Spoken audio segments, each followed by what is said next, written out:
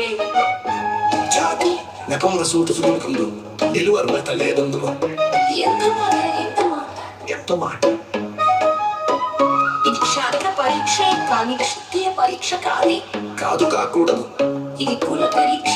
అందువా నీ తండ్రి భరద్వాజుడి జననం ఎట్టిది. అతి జుగుప్సాకరమైన నీ సంభవం ఎట్టిది. అతి కుండలో పుట్టిది కదా నీది ఏ కులము.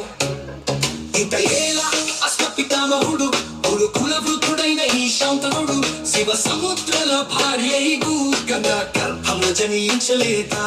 ఏనది ఏ కులము.